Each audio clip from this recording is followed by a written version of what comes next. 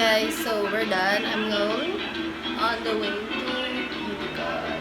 Tapos na ako mag-makeup. Ayan guys, so we're currently at SMX Convention. We're at the line. So we're just waiting for our turn and we're gonna go inside. There's a lot of people in here. See you later.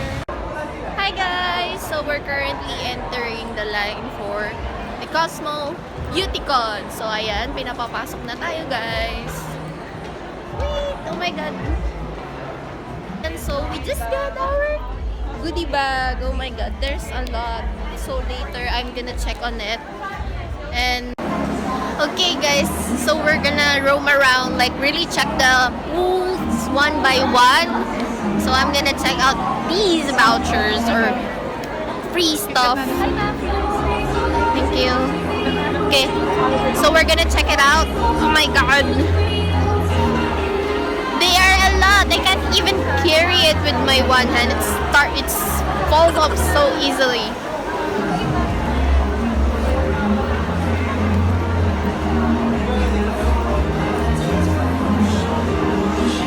So, punta tayo doon. Where do we go?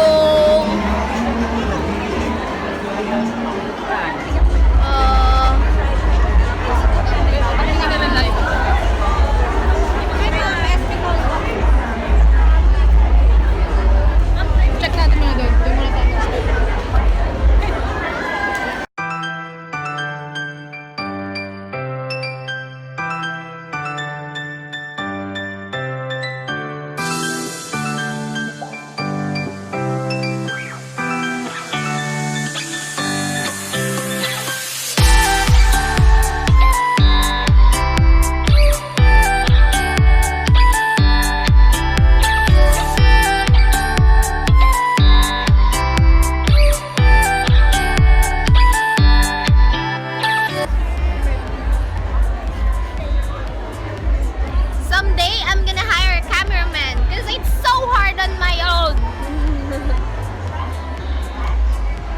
This is the fresh brew.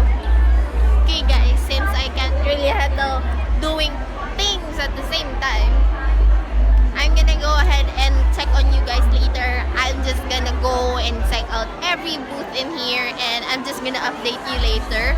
I'm also gonna charge my phone, so see you guys later.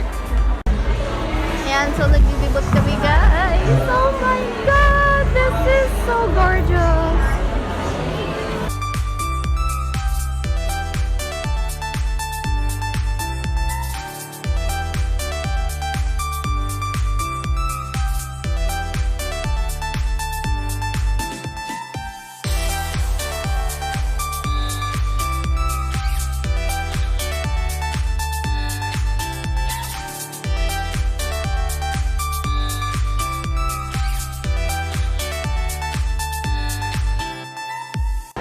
So guys, I haven't checked my bag and I have a lot of vouchers. Wow. Oh my god.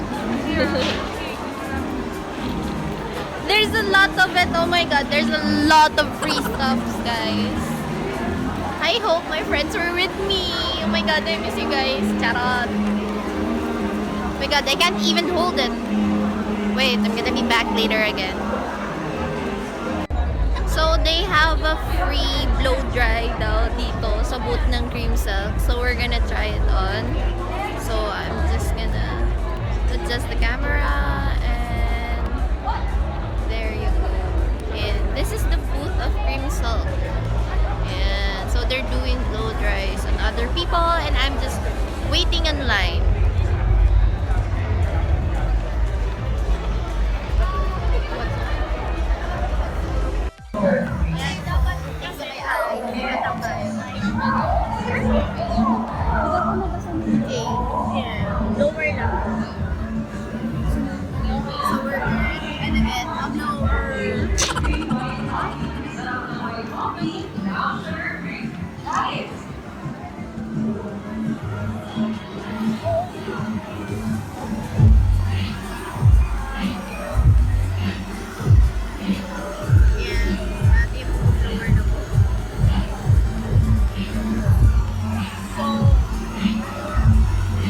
Right.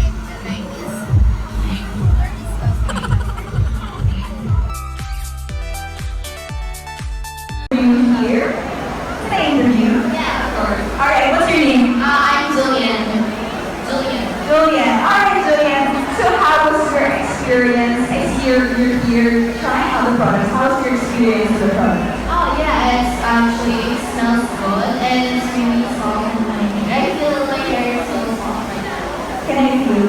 Sure. It's really smooth. Wow. So this morning you tried the product? No, not yet. This is the first time I'm trying this product. Okay, so you really like the results? Yeah. Alright, that's nice. And so now that it's smoother and silkier, what do you want to do with your hair? Maybe just upload it on Instagram or something like that. Okay, you have a lot of moves to take over here, especially with our decorations around this booth. Alright, so you can see also, you guys can get a hair treatment. You can have your hair shampoo and conditioner actually over here. So make sure to pass by here and experience it.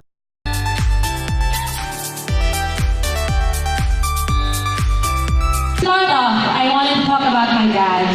So in 1983, my dad actually started Everblend selling nail polish. And that's my dad in the 80s, in the left. And then that's my dad in December of 2019, this last year. And he decided, after selling nail polish, that he saw there was a growing trend of women wearing makeup to work. Oops, there. Wearing makeup to work. And so he decided that this could be an opportunity that he could tap into. So there was we saw women starting to wear lipstick, and he realized that there was no local player in the market yet. So that's actually my dad in the upper left, talking to potential clients in a trade show. That's also him talking to Pani Serrano on the lower left. My dad always loves learning from beauty icons because what does a straight man know, right, about makeup? So that's why he's there, always learning, always trying to look at what women want in the Philippines. And so that's just him, and that's Everblend's old logo. Just really trying and working hard to develop products that women can trust. With products that women can trust deliver quality at an affordable price that's accessible to everyone. And with that intro, today I'll be talking about the different makeup looks that inspired the different eras in the Philippine local color aesthetics. So in the 80s, 90s, 2000s, until now. So here's the 80s. The 80s was heavily inspired by MTV, it was loud makeup disco. You have loud hair, loud colors, and if you were born in this era, you probably remember seeing your mom with big makeup, with a big makeup set. The ones with drawers, the ones with really colorful eyeshadow palettes. And then my dad actually delivered that too. So you see in the upper left, there's the super unique butterfly palette that actually was very saleable at the time, that you wouldn't really imagine people using now, right? So just here, it's all about bold lipstick. This was actually inspired also by Madonna.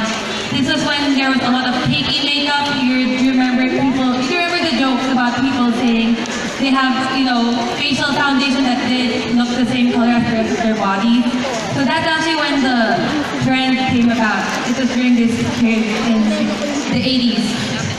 So, and just a little fun fact. To anyone who knows Miss Universe Philippines 2016, Maxine Medina, the lady in the center, that's actually her mom, Marife Medina. And she was actually our first ever model.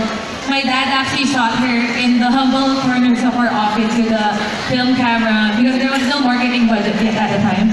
And so, just really showing how everyone started at humble beginnings, but still really making sure that we delivered the makeup looks that people wanted during in that decade. And here's the 90s. So this is actually one of my favorite makeup looks.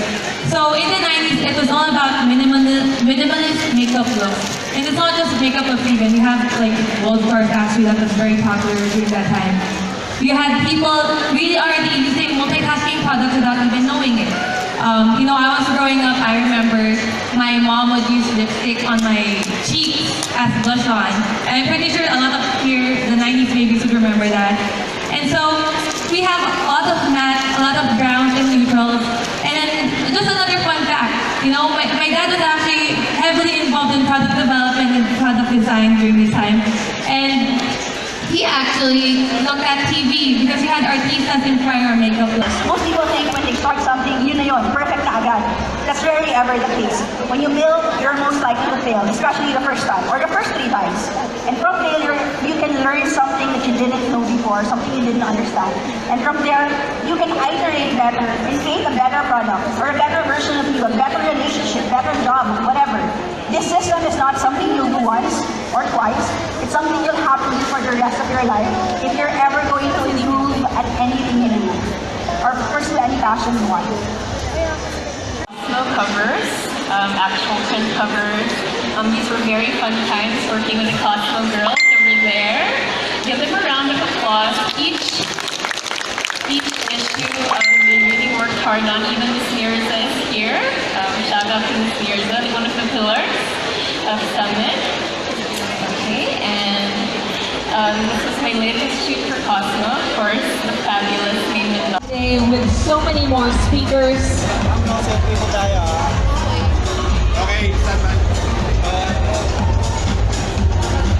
As we continue, of course, to take our photos with Miss Alex Gonzaga, remember that this will be posted on the official Cosmopolitan Facebook page. Thank you, Miss Alex. Pwede mag-hi kayo. Thank you. At sana nag-hi si Miss Alex. Charot. My God. Nakaka-starstruck si Miss Alex Gonzaga at mabait pa. Do not really immerse yourself so much with the trends because trends just passing by. You know, you should learn how to do eyebrows based on, or any makeup based on the features of your clients and features of your face.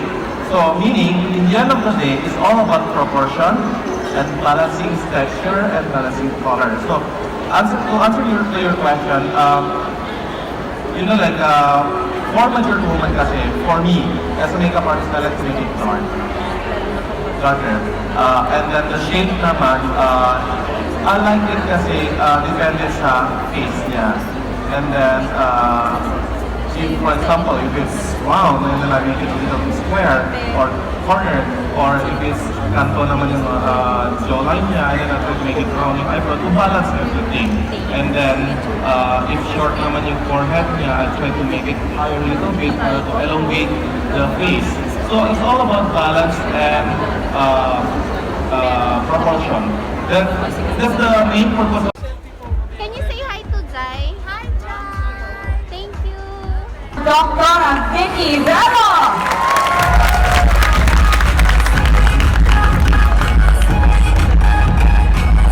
Okay. Hi everyone! A very beautiful afternoon to everyone. It is so nice to see you. I know, thank you for that nice introduction. Ayan na nahalata yung age ko. I am very, very honored to share the stage with all of the amazing speakers today. Now, I did start with your quote, the very, very famous quote that it is the most basic form of self-care. Skincare is, and I think Toothbrushing is one. and then skincare. That is true, you know, but we can edit it along the way. But all of these beautiful ladies here, I am sure they have a ton of questions, and we're gonna get to you guys. But I get to start now. What products do you think you can recommend? I think a lot of people are very shy when it comes to, let's say, scars, acne scars, Doctora. So is there something, I mean, a specific treatment that you guys have for that? I think it's a very basic concern. Okay, so first of all, I guess we have to define what an acne scar is because a lot of people come to the clinic, Doctor, acne scars, pala mark lang ng pimple, right? First of all, remember that what an ounce of prevention is worth a pound of cure, right? So let's avoid getting pimples to begin with, right? So, you know naman, when the pimples start, I have gifts. Can I give away if somebody gives the right answer? Of course! Let's hear na. So what age the pimples usually start? Can anyone, can you give me all the Belo things here? Anybody want to raise your hand? Gusto ganyan lang my co-host? Please. What age? I don't see. Is there anybody with a hand There's up? so many there. people. I don't know. Choose na. Yes, with the mic. It's oily skin. Yeah, it's oily skin. But what age do you think oily skin begins? So, the causes of acne are fourfold. Okay, you have to remember this because it's not just one cause. Okay, so it's four. The first one, the worst one, is oiliness. Oiliness is next to ang tahimik naman din, no? Ugliness. Oiliness is the food for bacteria. Did you know this?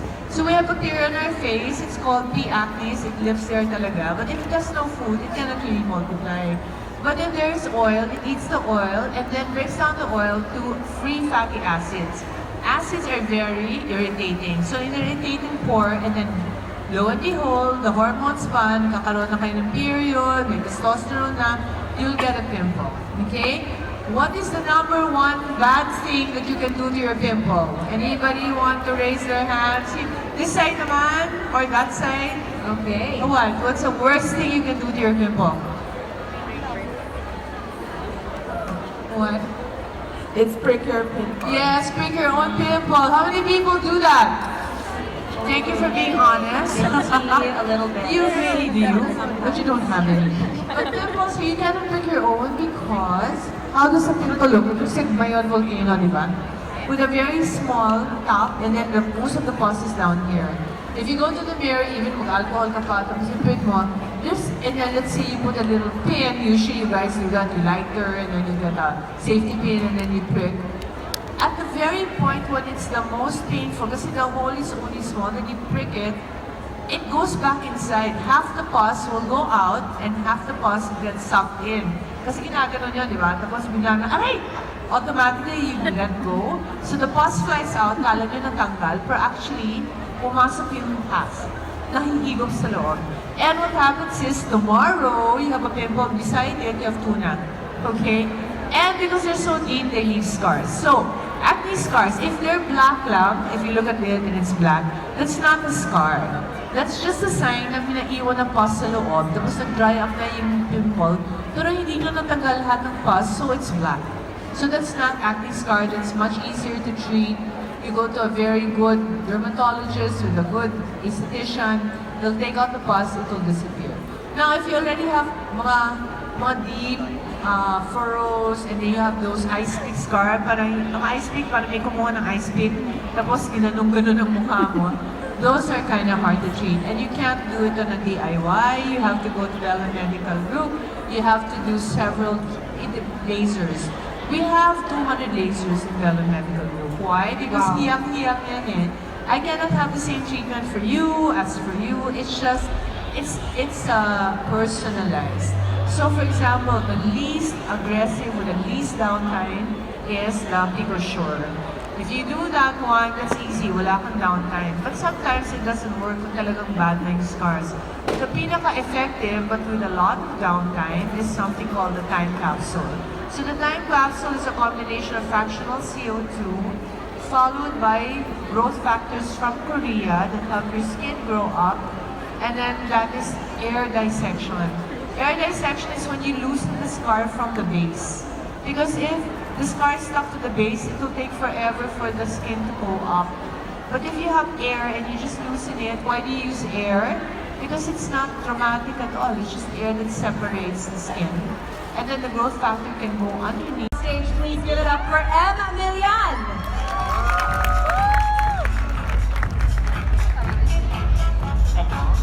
Hi! Hi! Okay, ay, ang ganda ko. Okay, hi! Hi.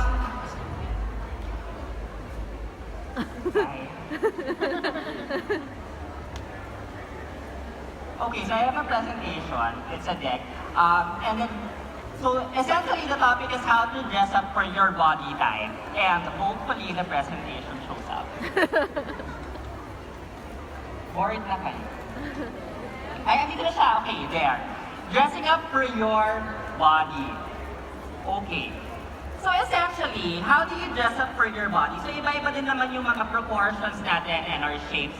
But fashion, we have to know, is architecture. It's a matter of proportions. So it's, ideally, the intent is achieving the proportion that you want to show off. So for example, if you have like,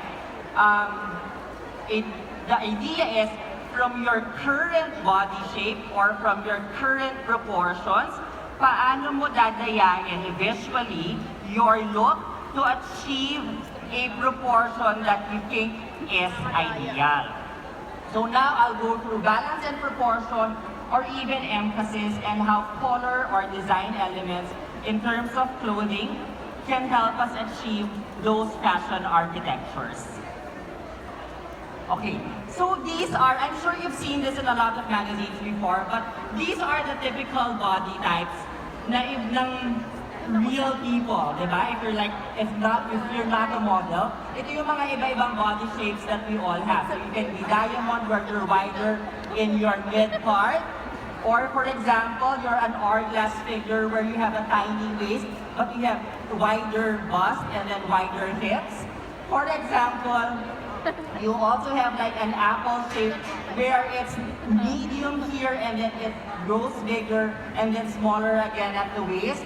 Pear, if for example you have bigger hips and then very tiny bust. Or inverted triangle where you have broad shoulders and then it tapers down tapos wala tayong hips. Or for example, triangle, if you don't have shoulders and then you have emphasized hips. So we have different body types. And then, ito yung mga shapes that we would like na dayain para we are able to project a figure that we're happy with. So how do we achieve that?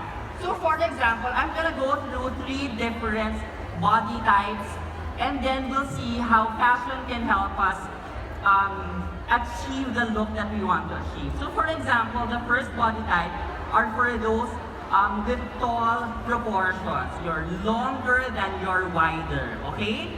So what you do is, for example, you balance that out kasi masyado na tayong mahaba vertically. So what we want to do is para mabalance yun, is we try create an illusion of wideness. Kasi babalansihin mo yung vertical length mo, dadayain mo siya to make it more horizontal. So that's how you do it with, for example, colors or lines or cuts.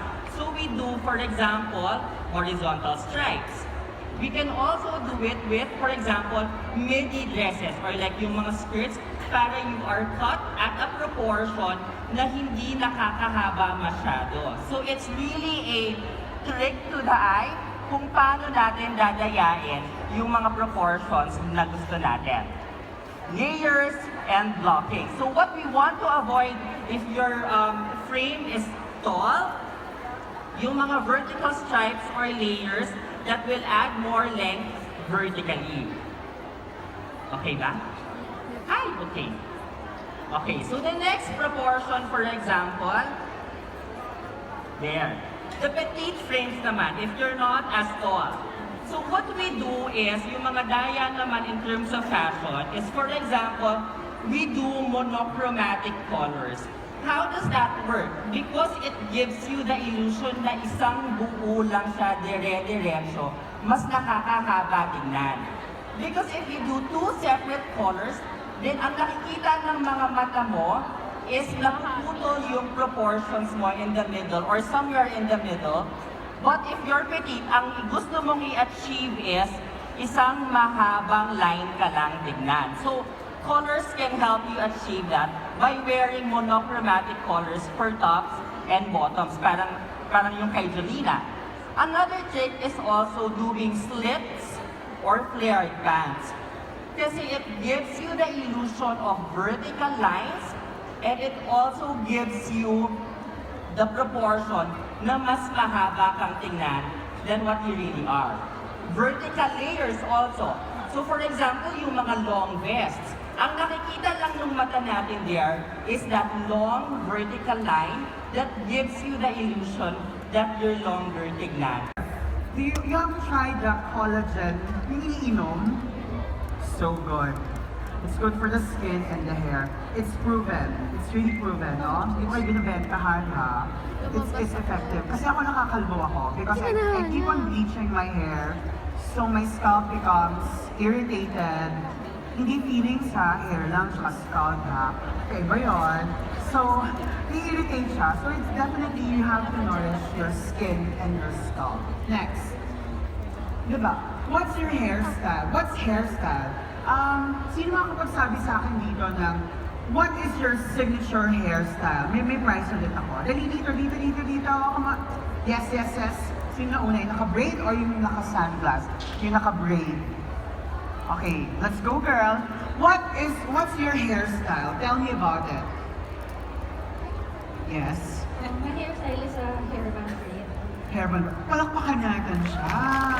Show it off, girl. Siyempre may mic ka pa, di ba? Thank you so much. O, gamitin mo yung sukli mo yung buhok mo na maayos, ha? I'm kidding. Uy, walang pikon, ha? Promise. What is a hairstyle? A hairstyle is a symbol of a person. Okay? Halimbawa ako, blonde girl ako ngayon. So bukas pwede ako mag-baby pink. So that's my signature look of being blonde. Every woman or man that would have a definite or a different hairstyle is your hairstyle. That's your signature mark.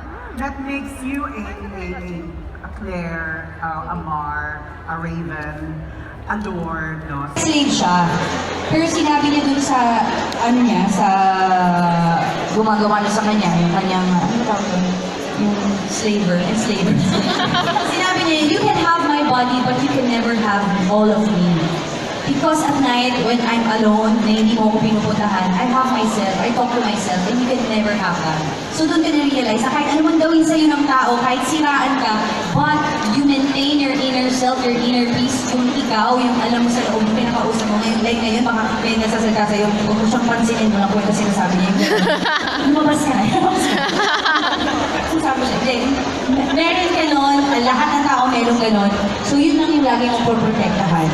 Never, ever lose that voice. Never, ever parang huwag mo siyang pinapakinggan or neglect these voices. Kung ano, baka ang dami these voice na.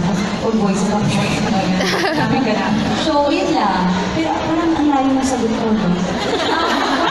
Kasi, realize your privacy and your malayo. Kasi, ito naman kayo. I learned a lot. Okay. Ako naman, kasi naman, di naman tayo 24/7 na pwede ka mag-IG live, di ba? Mag-FB live. Kasi, hello, malolobat ka rin, tsaka yung mga nanonood sa'yo. So, kahit na nasa loob ka ng PBB 24/7, hindi ka rin naman nila makikita lagi. Kasi meron din naman ako sariling mundo na kailangan mong mabuhay, na kailangan mong asikasuhin kaysa sa manood ka ng ibang tao. So, yun lang. Huwag mo masyadong ilabas lahat sa social media. Never air out your dirty laundry on social media. Just your dirty clothes. Yun lang. Parang, kasi at the end of the day, kahit lahat ilabas mo, meron at merong dalawa tao, hindi lang isa, more than 2 na people na sa totoo lang walang pakialam sa mga sinasabi mo sa social media. So yung mga, kahit sobrang minsan friend na friend mo na, tapos labas ka ng labas sa Facebook, malay mo in-mute ka na niya. Di ba? So, we're all guilty of that. You know, muting friends sometimes. Yes, kasi minsan, ang dami naman sinasabi yung friend ko, minsan sa Facebook, ang haba na naman ang litanya niya. Tapos, if you are my friend, read this. Pero hindi mo naman talaga yung read lang, like ka na lang. Para lang masabi. Kasi minsan na, di ba, yung boyfriend mo, yung mommy mo, pag may sinasabi sa'yo, hindi mo ka pinakikinggan.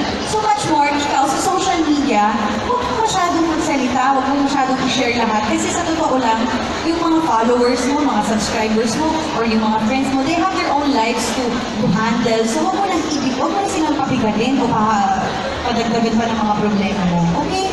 Okay. Huwag mo muna ako ng friend after. So there's that sense of balance there. Let's give her a round of applause for that. I think everybody's smiling, learning so much. I want to know what's the best part about, being real and authentic online. I mean, there must be, something rewarding about it. Okay. What's being, not just online, but being real in real life?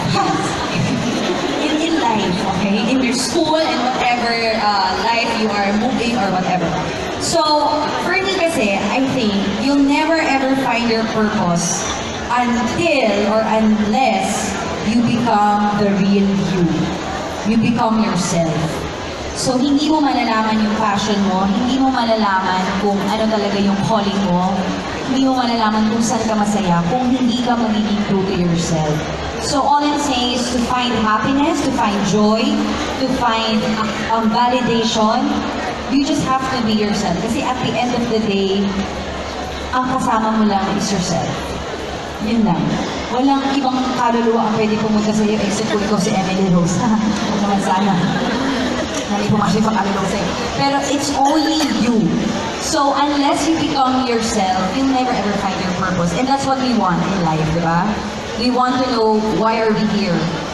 We want to know our purpose. Kasi everything here has a purpose. This chair has a purpose. This venue has a purpose, di ba? Sabi nga ng daddy ko, parang imposible na walang taong maniniwala na may baso dyan kasi isipin nila, basta nalang sumulpot yung baso na yan. One way or another, yung glass na yan, merong creator. So much more tayong tao. Tayo na may utak, tayo na may physical body, tayo na may marunong tayo magmahal, marunong tayo, di ba? So impossible na we are an accident. You are not an accident. You have a purpose. And how to know what's your purpose, you just have to be yourself. Okay? That's it. Thank you so much for that. Emotional ako din, no? No, but okay, so we're gonna talk about YouTube a little, I know, we're gonna wrap up in just a few moments, but if there's any celebrity that you, or YouTuber, that you, anyone in the world that you love to kind of do your version of a vlog and collaborate with, who would that be? Si Lord. Si Lord po! Di Vela. Di Vela pala ako. Akala ko siya ng blasphemy ako. Hindi. Siguro kung pwedeng ako, siguro it would be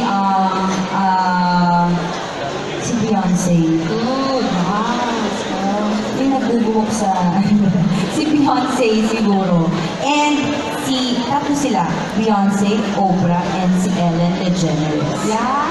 Why? Kasi hindi niyo tinatanong why, pero sasagutin ko na. Sorry. I love the password. Okay.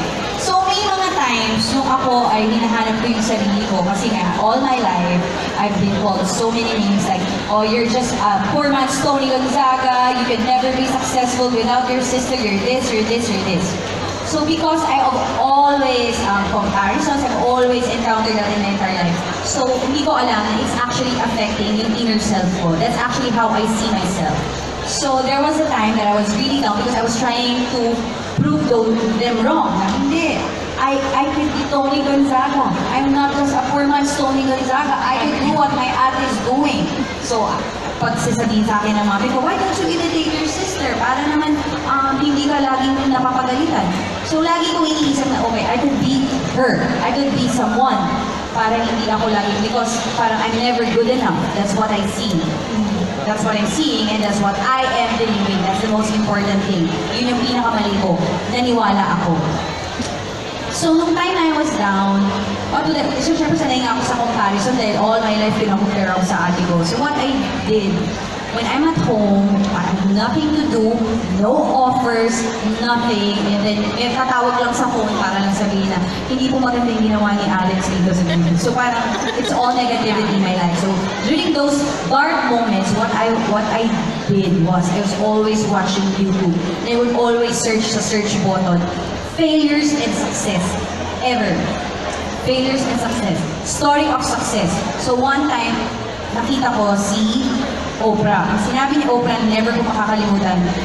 4 years old daw siya. Sinabi ng lola niya sa kanya, Oprah Gail, look at me. This is how you wash clothes because when you grow old, you will also be like me, a slave. At 4 years old, sabi daw ni Oprah, no, I'm not gonna be a slave.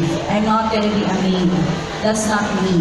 So iniisip niya, hindi siya naniwala sa sinabi at sa dinidikta ng society. So alam niya yan from within na I will not compromise what I want and what I can be. Next ko naman napanood, favorite ko is actually si Ellen DeGeneres. Because there was a time that Ellen DeGeneres, kasi kilala niyo naman si Ellen, di ba? Yes. Aware naman. Ano ni JL? Mali pala. So si Ellen, there was a time na meron siyang sitcom, 1997, she came out, she became herself, and then all of a sudden, nawala lahat ng blessings niya. So sabi niya, 3 years in her entire life, sabi niya, the phone never rang. Wala daw siyang nakuhang offers, wala daw nag-attempt sa kanyang mag-inquire. And every time na bubuksan niya yung TV, makikita niya, ginagawa siyang laughing stock ng mga tao. So sabi niya, okay, I had it na, akala ko I had it, sabi niya na wala. Kasi nga, may show na siya, kahit paano sikat na siya ng time na yun. So she was always waiting for 3 years, nawawala na raw siya ng savings, nawawala na raw. She was always waiting for that phone to ring para makuha her. And then in the 3rd year, naisip niya, okay, why am I waiting for that phone to ring? Eh, I know I'm a writer. Sabi niya, I know I could write. So why don't I make my own show or produce my own show because I have a gift. I can write. Why am I waiting for other people to bless me? I have the Lord already blessed her with the talent. So, and of course, everything happened and nagkaroon na siya ng Ellen. So sabi niya, but those 3 years of my entire life, sabi niya, that I was so down, I'm losing money, I'm losing friends, I'm losing everything. Sabi niya, yung 3 years na yun, doon ko nakilala ang sarili ko without money, without fame, and without power. And mas na-appreciate ko ang sarili ko. So, nung after those 3 years, na-bless na siya, nagkaroon na siya ng show na pinapanood natin lahat ngayon, she never lose touch of herself. Yeah. So sabi niya, she needed those 3 years kasi to prepare her for what's about to come. So, na-realize ko nung time na yun, na every time you have downtime, you have parang nothing to do, God is not changing your situation, God is working. God is actually changing your situation within you, yung sarili mo, your perspective in life. Unless you stop blaming other people or you stop looking for outside forces na why everything is not changing, unless you change within you yourself, then everything will fall into places na parang, okay, you have to change your perspective, baka may mali ka, gano'n. So, well, nung nabasa ko yun, nung narinig ko yun ni Ellen, parang realize ko na yung mga downtime mo actually is a preparation For what's to come. for what's to come. And never ever wait for other people or never oblige other people to bless you or to give you what you want. Okay? Kasi